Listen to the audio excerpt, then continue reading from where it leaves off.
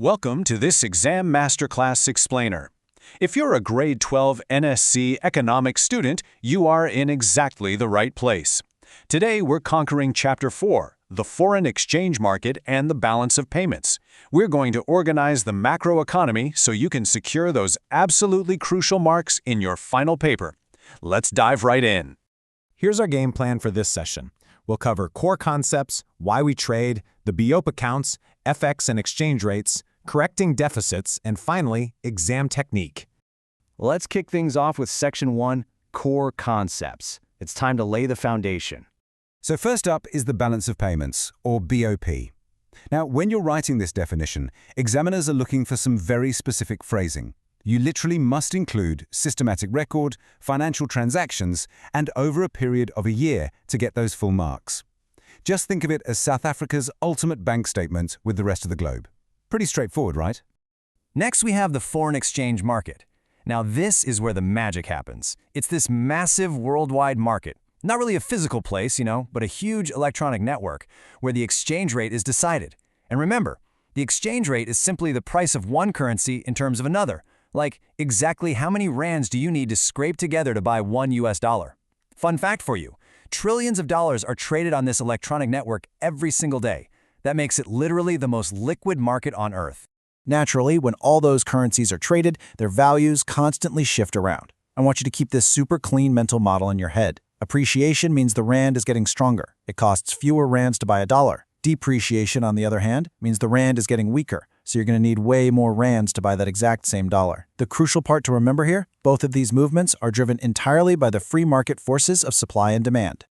Moving right along to Section 2, why we trade. Let's look at the demand and supply reasons. Let's start on the demand side. As populations grow and income levels rise, local suppliers just can't produce enough variety to satisfy consumer tastes. You know how it is. People's wealth increases and suddenly they want French champagne, Japanese electronics, or some fancy foreign fashion. This difference in consumption patterns naturally leads to a massive demand for imports. Okay, but what about the supply side? Why are some countries just way better at supplying certain things? To memorize the supply reasons, I highly recommend using this brilliant mnemonic, RCL-TSC. Just think, rich countries like to send chocolate. That little trick will help you quickly recall resources, climate, labor, technology, specialization, and capital on exam day. For example, Brazil has the absolute perfect climate for growing coffee, while Japan is the capital in technology for advanced robotics. All right, into the heavy machinery. Section 3, the BOP accounts. The current account is your first major component here. This records all those day-to-day international transactions relating to production, income, and expenditure. Merchandise, well, that's your physical goods. Then we have net gold exports, which, as you know, is huge for South Africa's economy. Services are things like transport and insurance. Income is simply money earned by our citizens abroad. And current transfers, those are just gifts. Oh, and absolutely do not forget, your all-important trade balance is calculated by taking merchandise and net gold exports and subtracting your merchandise imports. Next up is the capital transfer account. Sure, it's smaller, but it's absolutely critical. When you see this on the exam, I want you to think of things like a foreign NGO giving a massive multi-million rand grant to build a brand new housing project here in South Africa, or maybe a country experiencing debt forgiveness. It's all about the ownership of fixed assets and capital grats. The third big player is the financial account, which tracks investments. This one brilliantly illustrates how money constantly moves globally. You really need to ensure you can distinguish between foreign direct investment, or FDI, which is long-term, like an American company coming over and building a huge factory on local soil, and portfolio investments. Now, portfolio investments are just people buying stocks and bonds. This stuff is highly liquid, meaning it could literally leave the country tomorrow, which is exactly why economists often call it hot money. So what happens when we tally all these accounts up? We get a final position. A BOP surplus means inflows are greater than outflows. Basically, more money is entering the country than leaving. A BOP deficit means your outflows are greater than inflows. Now, while the entire balance of payments must eventually balance out completely through reserve assets, individual accounts can run a surplus or deficit. But listen closely. A persistent deficit on the current account, that is a huge red flag for the economy. It's a massive warning sign that we are spending way more than we are earning. Let's shift gears to Section 4, FX and exchange rates. Time to talk currency valuation. You'll want to memorize this conceptual framework because it is absolute gold for your exams. Here's the unbreakable rule. Anytime money leaves South Africa, we are demanding foreign currency. If a South African tourist flies off to London, they demand pounds. On the flip side, anytime money enters South Africa, foreigners are supplying foreign currency to buy rands. If a tourist visits Cape Town, they supply dollars to demand rands. It's a perfect marry image. So how does the government actually let these market forces play out? Well, South Africa generally uses a free-floating exchange rate system. That means the value of the rand goes up and down every single second based purely on those millions of buyers and sellers.